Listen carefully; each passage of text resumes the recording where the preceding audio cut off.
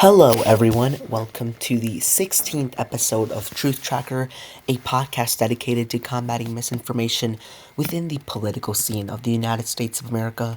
I just want to start off by thanking everyone so much for their support this last 6 months as we have started up this podcast, and I wish everyone a very happy holiday season. And so, with that being said, we are going to continue to make these episodes in the coming year, and I can't wait to continue making episodes and continue to bust misinformation within the political scene of the United States of America through this podcast. And so, with that being said, today we are going to focus on prison reform, which is a very contentious and very a popular issue within the United States of America in terms of how much it's being discussed. And so, therefore, today we are going to bust 10 myths regarding the issue of prison reform, as well as have our civic engagement segment. And so, that being said, let's just get straight into the 16th episode of Truth Tracker, where we will bust 10 myths regarding prison reform. So, the first myth is that prison reform is only focused on releasing dangerous criminals.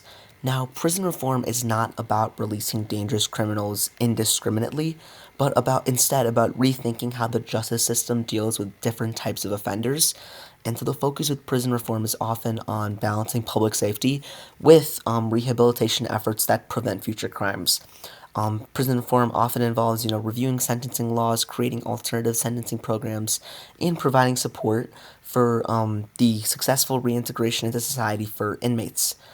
Furthermore, the current prison system within the U.S. is often criticized for being overly punitive, especially toward nonviolent offenders. And so, alternatives to incarceration, such as probation or maybe diversion programs and parole for eligible inmates, are often becoming more common with the increase in prison reform. And so, programs like these aim to keep individuals out of prison when possible, as well as rehabilitating them, which makes the reintegration smoother into society when they are released. And so, with that being said, this shows that prison reform is not really focused on releasing dangerous criminals. Instead, it's about rethinking how the justice system deals with different types of offenders and ensuring that there is a cohesive balance between public safety and the rehabilitation efforts that prevent future crimes from inmates. And we got this information from the California Legislative Analyst's Office, which is a very reputable source regarding the issue of prison reform. And so, with that being said, this myth is simply not true. The next myth that is not true is that prison reform will let violent offenders back onto the streets. Now, prison reform, this is very similar to the last one, where prison reform does not mean releasing violent offenders, straight away and just letting them roam the streets of society. Prison reform, it does not mean that. Rather, reform efforts are focused on reducing sentences or offering alternatives for nonviolent offenders, improving rehabilitation for all inmates, and ensuring that those who remain incarcerated, especially violent offenders, are properly rehabilitated to reduce the likelihood of reoffending.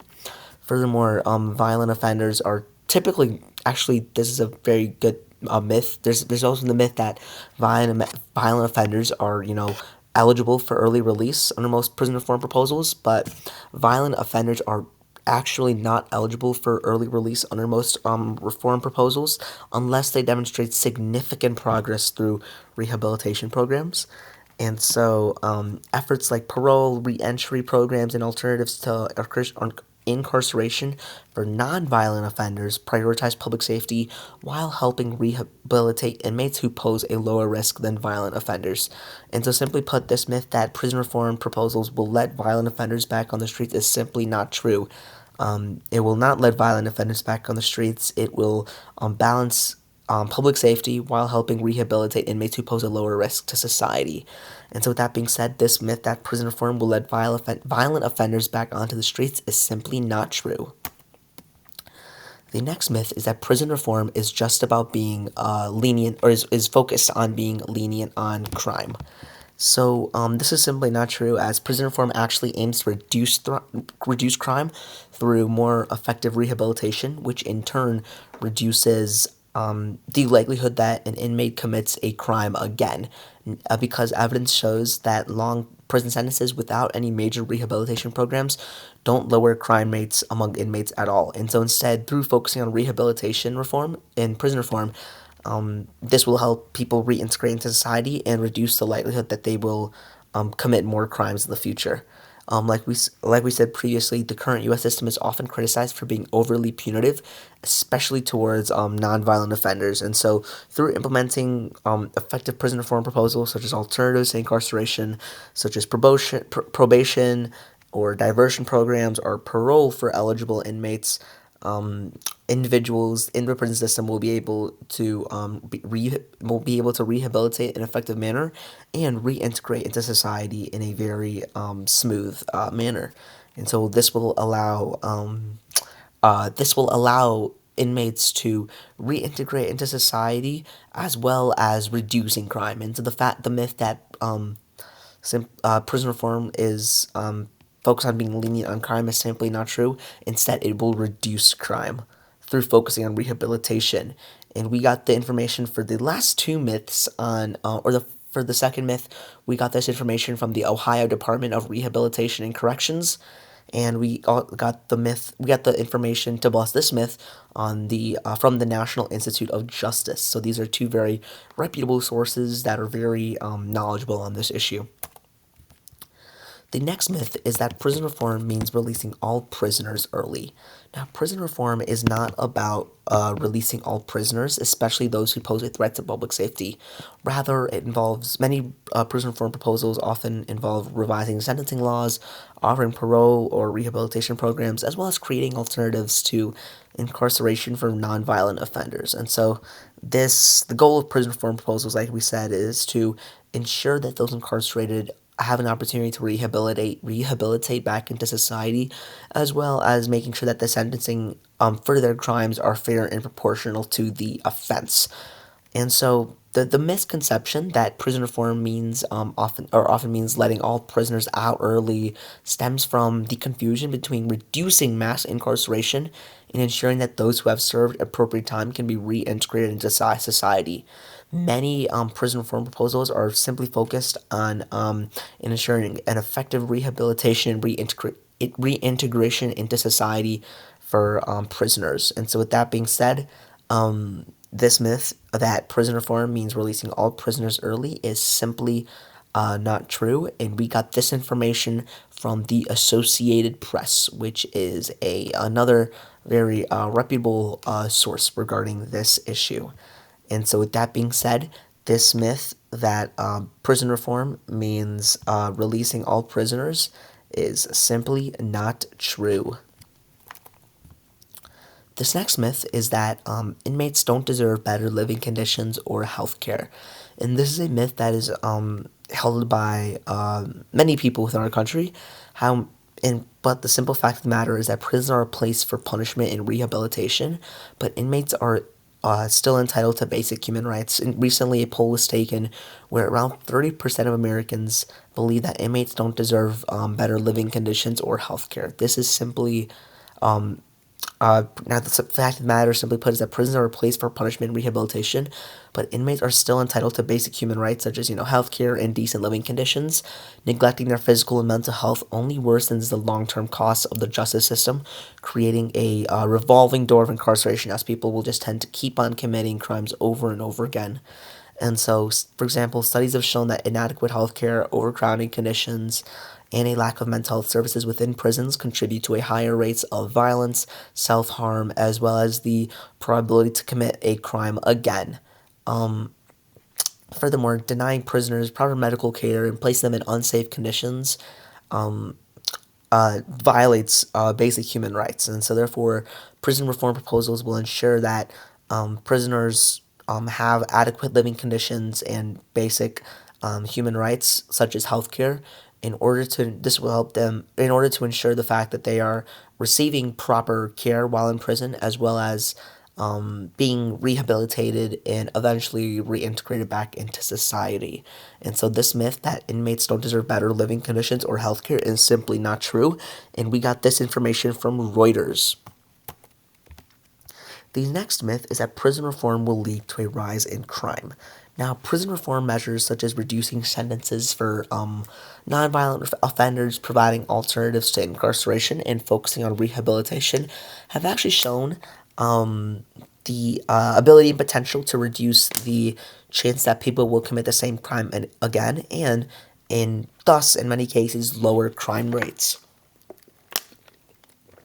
Evidence suggests that, when individuals are given the tools to succeed after incarceration and are reintegrated back into society, they are often less likely to commit more crimes. Furthermore, if we look at countries such as Norway that have rehabilitative approaches, they have some of the lowest rates of repeat criminal offenders in the world. And so, therefore, implementing prison reform proposals that reduce the prison population by focusing on nonviolent offenders and expanding alternatives to incarceration lead to safer communities and fewer crimes overall committed. And so, therefore, this shows that implementing effective prison reform proposals will actually lead to a reduction in crime. And so, this myth that prison reform will lead to a rise in crime is simply not true. And we got this information from the Vera Institute of Justice. Our next myth is that prison reform only benefits criminals. Now, prison reform does not only benefit criminals, it actually benefits society as a whole instead by reducing the probability that people commit crimes over and over again, as this will alleviate the overcrowding that many prisons in America face, which will lower the financial burden on taxpayers. Furthermore, a criminal justice system that focuses and prioritizes, rehabilitation and reintegration over punishment fosters safer communities as well as more productive communities and citizens. Furthermore, prison reform policies that are focused on rehabilitation will actually reduce reoffending, like we said, which will save the taxpayers money. And so, therefore, when we invest in programs that in prisons that help prisoners acquire job skills or give them access to education or mental health treatment, this will help benefit society as a whole, as will create more safer communities with the reduction of crime. And so, with that being said, furthermore, when formerly incarcerated individuals successfully reintegrate into society, they can actually contribute to the economy, which will reduce dependency on social services and become law-abiding citizens within society. And so this shows that prison reform does not only just benefit criminals, it benefits society as a whole as it creates more safer communities and can improve the economy. And so this myth that prison reform only benefits criminals is simply not true, and we got this information from the Center for Economic and Policy Research. Our next myth is that sentencing reform is only about reducing sentences. Now, sentencing reform is not only focused on reducing sentences. It's actually focused on creating more proportional, flexible, and individualized sentences that consider the nature of the crime, the offender's potential for rehabilitation and reintegration, as well as public safety for local communities.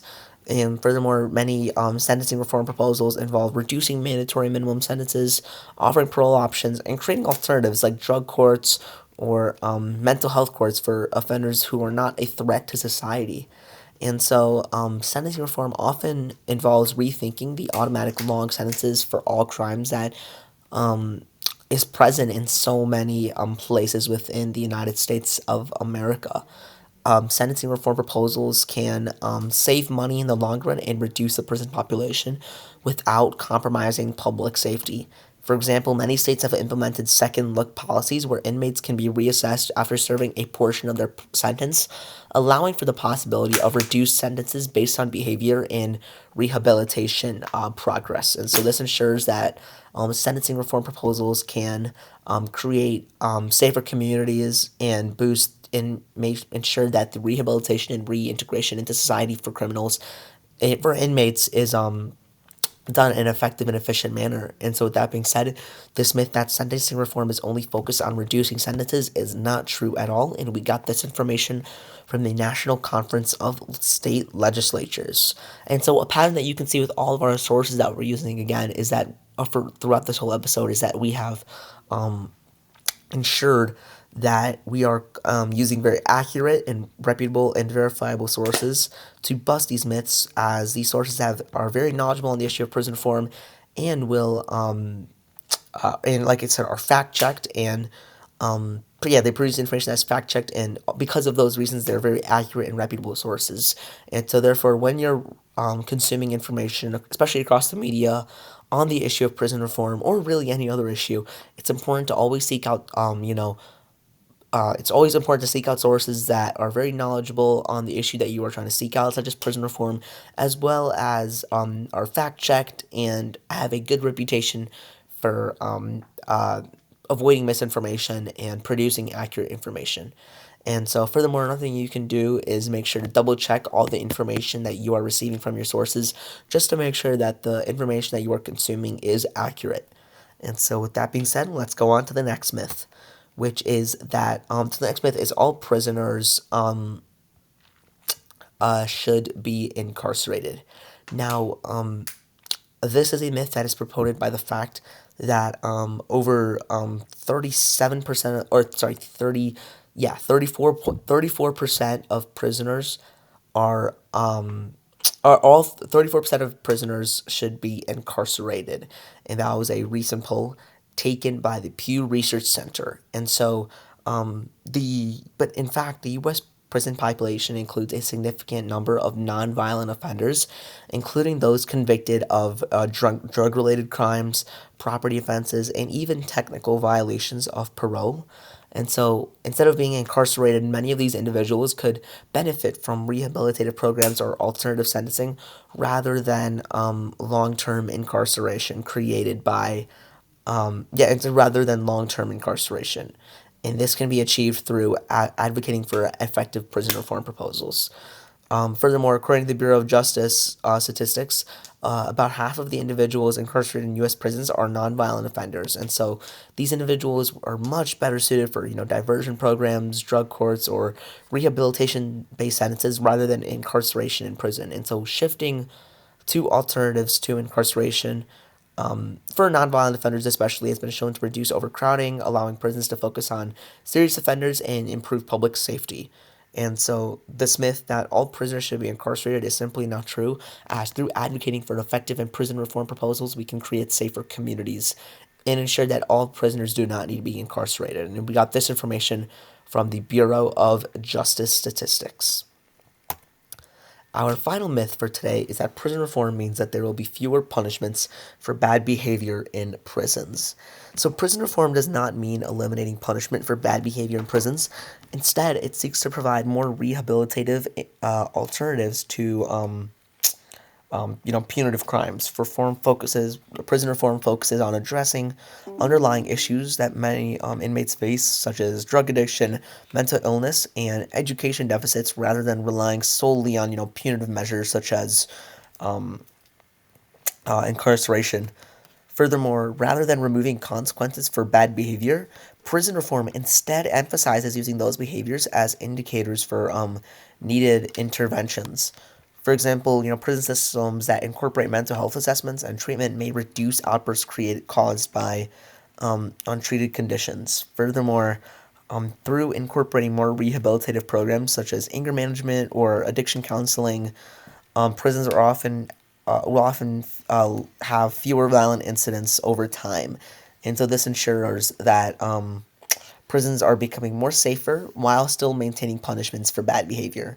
And so this myth that prison reform will dramatically will ensure that there are fewer punishments for bad behavior in prisons is simply not true. And we got this information from the New York Times. So at the end of the day, this myth is not true. And so this wraps up the segment of our episode where we busted 10 myths regarding prison reform. And so now we're going to transition into our civic engagement segment where we talk about the importance of being civically engaged in your communities. Being civically engaged in your communities allows you to become effective leaders and enact the change that you feel is needed to really advance your community in the direction that you want to. this can being civically engaged can take on many forms, and it doesn't all need to be focused on just being civically engaged in a political sense. This can mean, volunteering in your local communities, or stepping up about or speaking on an issue that you feel really passionate about. And so ultimately, this can allow you to create change in your local communities, as well as becoming positive citizens that are contributing to your communities. And so, that being said, furthermore, being civically engaged really allows you to hold your elected officials accountable and ensure that the change that you want to be implemented is being discussed and being debated, and ultimately being discussed by is being ultimately maybe implemented by your local leaders. And so this will ultimately ensure that there's accountability and integrity within our political system. Furthermore, being civically engaged allows you to gain a deeper understanding into the workings of your local community, which allows you to become a more informed citizen, which is super important, especially in the increasingly connected world that we are living in. So, with that being said, being civically engaged is super important, especially as a citizen of the 21st century, as it allows you to really create effective social change and ensure that we are creating positive communities that will help future generations succeed within America. So, if you have any questions on how to become civically engaged in your communities, please feel free to drop them down in the comments, and we will definitely make sure to answer any questions that you have. Being civically engaged is super important. I encourage everyone to become civically engaged, as it's a really it's important for the future of our country. And so, with that being said, like we said again and again and again, as citizens, we have the duty to make sure that our communities are being well taken care of, as well as ensuring that our communities are moving in the right direction. And this can only occur through being civically engaged. And so, like I said previously, if you have any questions, please feel free to drop them down in the comment section, and we will make sure to answer them. And so, that being said, this segment really shows the importance of being civically engaged in your local communities, and really ensuring that your local communities are progressing to the future through ensuring sustainability and prosperity for your members. And so, with that being said, to wrap it up, civic engagement is a super important thing that every single person within America uh, must do on a daily basis in order to create effective change to make sure our country is better and ultimately ensure a more perfect union. And so, with that being said, that wraps up today's episode, everyone. I want to thank everyone for tuning in to today's episode. If you have any questions regarding anything that we discussed in this episode, whether it be on civic engagement or misinformation regarding the major issue of prison reform, please feel free to reach out. Just to recap this episode, we busted 10 myths regarding prison reform, as well as talked about the importance of being civically engaged.